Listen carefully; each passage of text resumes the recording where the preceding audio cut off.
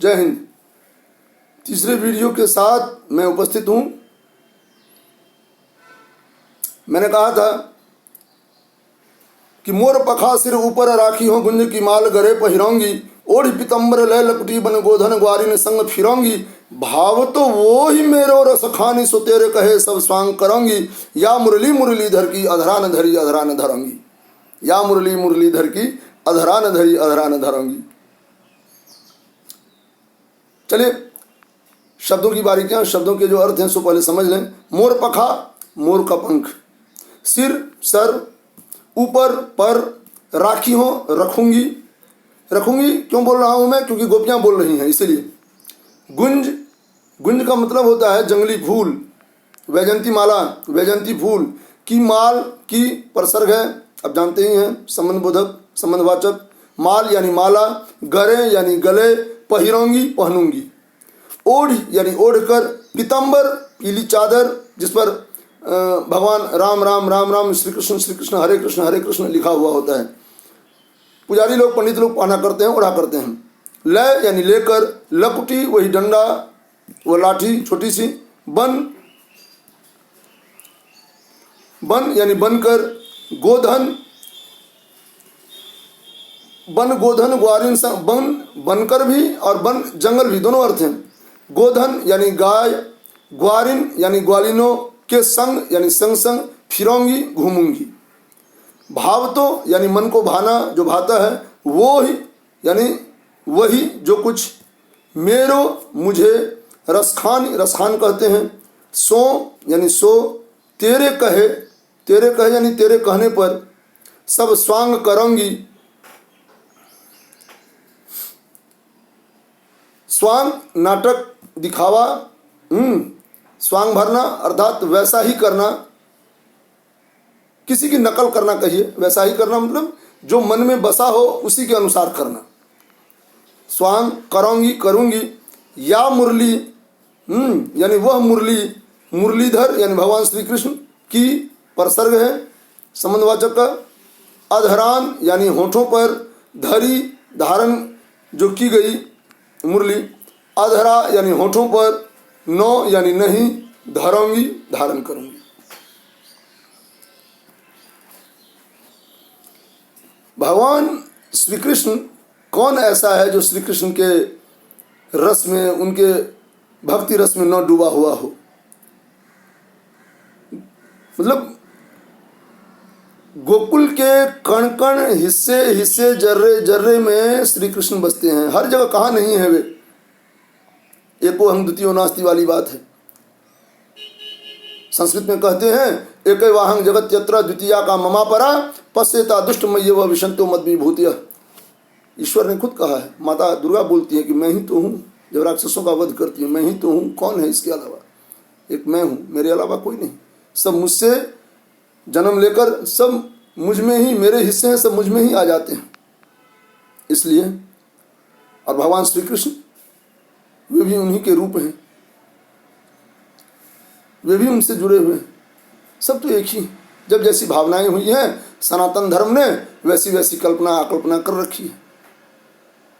विश्वास है, ईश्वर तो विश्वास में बसता है।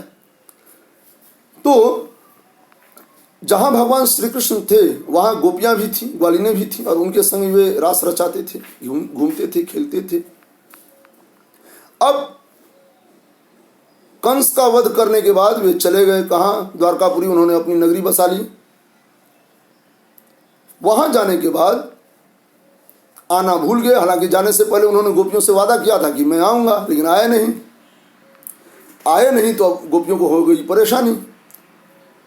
अब गोपियां उनकी याद में छटपटा रही हैं, व्याकुल हो रही हैं, विरह में आकुल व्याकुल हो रही हैं वे। अब एक ही समाधान उन गोपियों को सूझता है कि अच्छा भगवान न सही, भगवान का नाटक ही सही। कैसे भाई?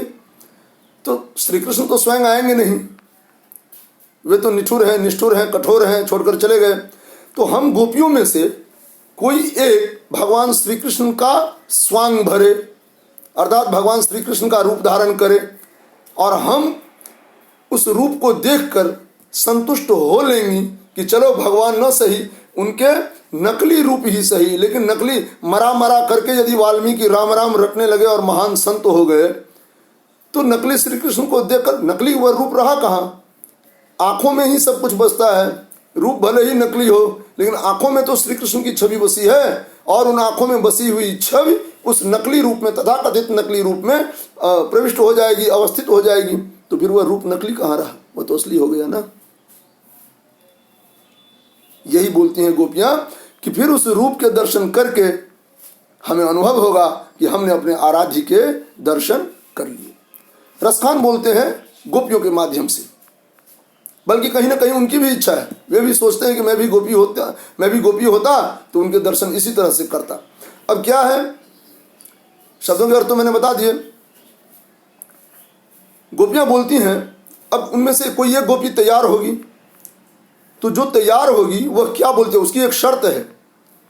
सारी गोपियां बोलती हैं कि हाँ बोलो क्या शर्त है, तो वह शर्त बोलती है कि मोर पखा सिर ऊपर राखियो गुंज की माल गरे पहिरोंगी। अब भगवान श्री कृष्ण का स्वांग करेगी वह गोपी तो उन्हीं के जैसे ताना बाना पहनेगी ना, ताना बाना धारण करेगी ना।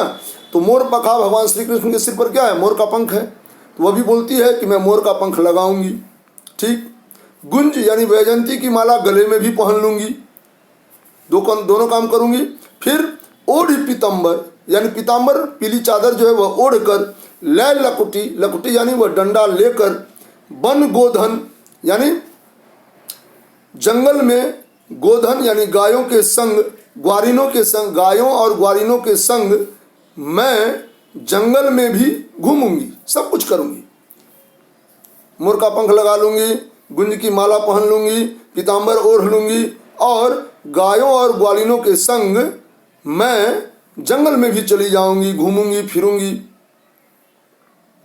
अब भाव तो यानी मन को जो भाएगा वही करूंगी। रसखान बोलते हैं कि गोपियां बोलती हैं, रसखान बोलते हैं कि जो गोपी है, जो श्री कृष्ण बन रही है, जो गोपी, उसका कहना है कि मेरे मन में जो आएगा मैं वही काम करूंगी, जो जो कहोगी हे सखियो वे ही सब काम करूंगी, वे सारे के सारे काम करूंगी, जो मेरे मन को भाएगा सारे काम करूंगी। लेकिन एक शर्त है, तो क्या, या मुरली मुरलीधर की अधरान धरी अधरान धरांगी।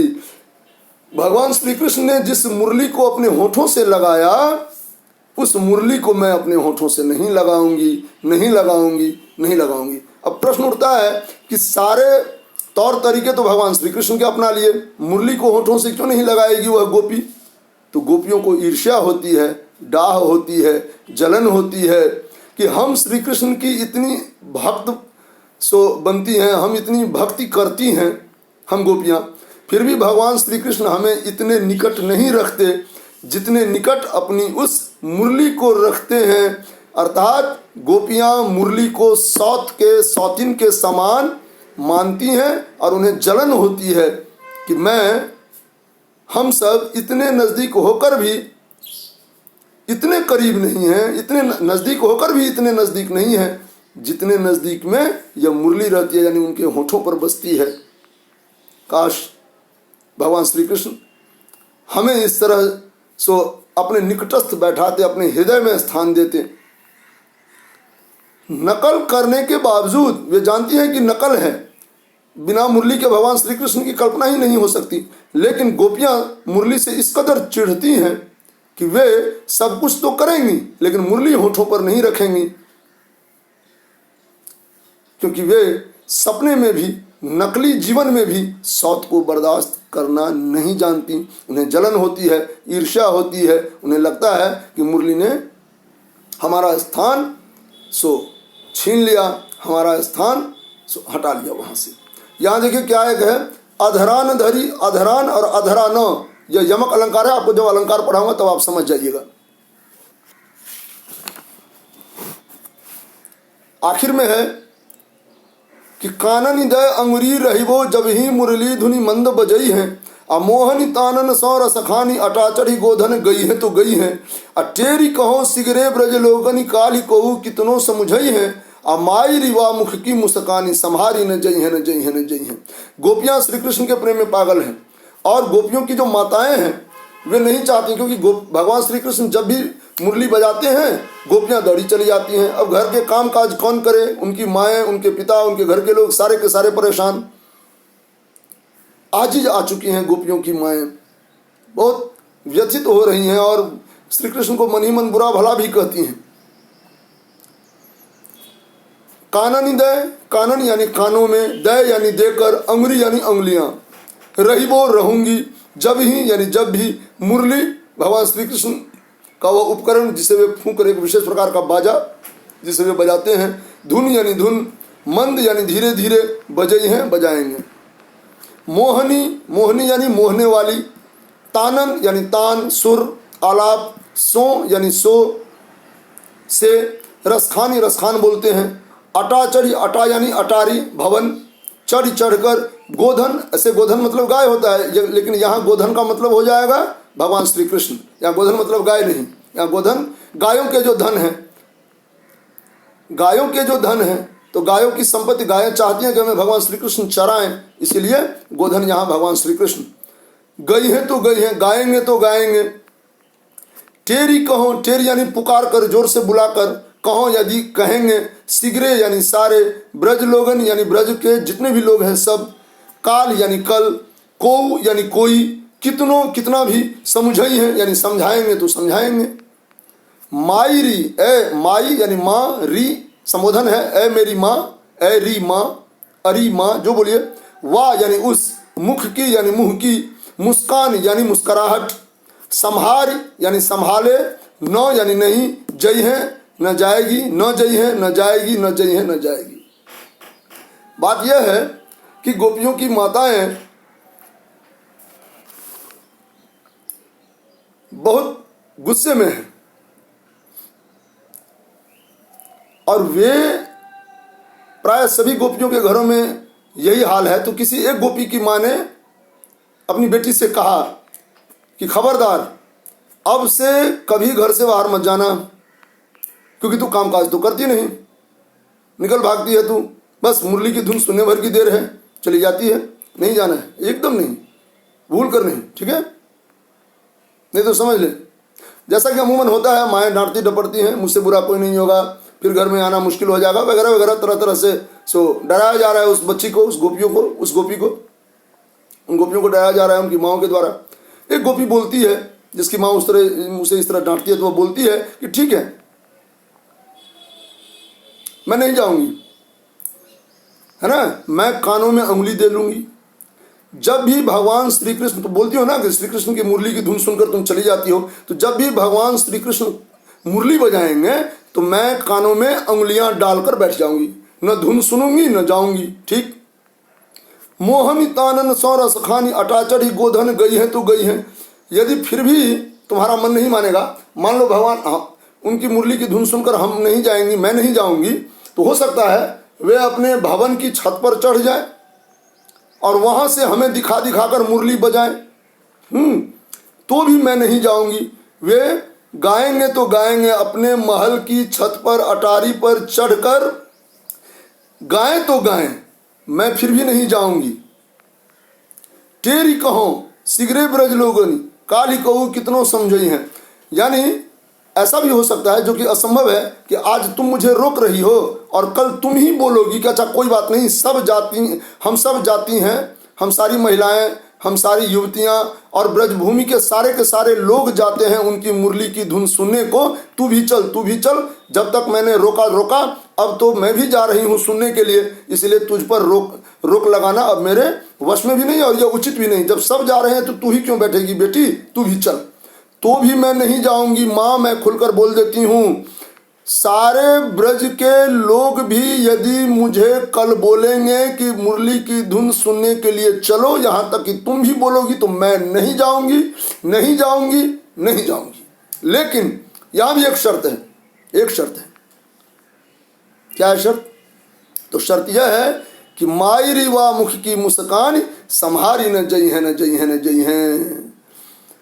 मुरली बजाएंगे नहीं जाऊंगी, कानों में उंगली डालकर रह जाऊंगी। कोई कितना भी बोले, वे छत पर चढ़कर गाएं तो गाएं, नहीं जाऊंगी। कोई कितना भी बोले, तू भी बोले, ब्रजभूमि के सारे लोग बोले तो भी नहीं जाऊंगी, लेकिन यदि उन्होंने मेरी ओर ताक कर मुस्कान बिखेर दी तो फिर मैं कोई शर्त, फिर मैं कोई नियम, कोई कानून, कोई व्यवस्था, कोई विधान नहीं मानूंगी, और जो होगा देखा जाएगा।